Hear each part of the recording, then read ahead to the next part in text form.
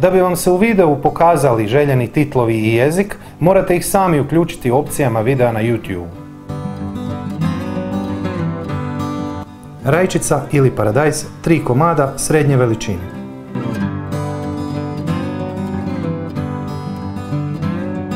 Jedan decilitar vode. Čim zakuha, kuhati 7-8 minuta poklopljeno na srednje jakoj vatri.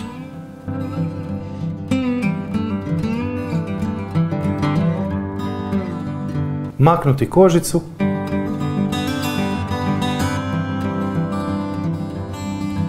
i narezati.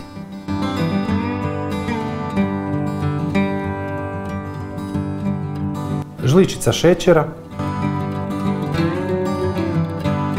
Ostaviti tako da stoji do upotrebe. Slatke crvene rog paprike.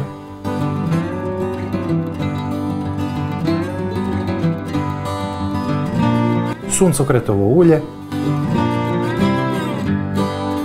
Pržiti 6-7 minuta na srednje jakoj vatri.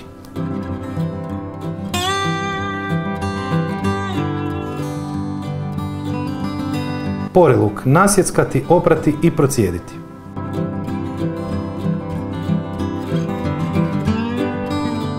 Pržiti oko 9-10 minuta. Vratiti papriku natrag u jelo.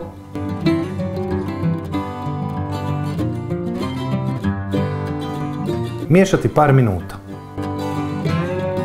Sol. Papar po želji i ukusu. Dodati prethodno skuhanu rižu ili istu količinu leća iz konzerve. Promiješati par minuta i poslužiti.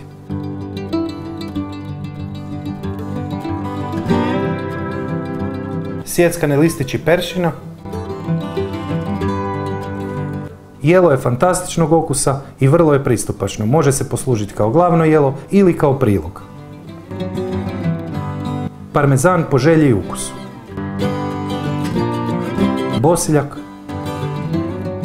Ako želite malo pojačati okus jelu, dodajte žlicu kiselog vrhnja u tanjuru. Savršeno se slažem, pa savjetujem da i vi učinite isto ili barem isprobate.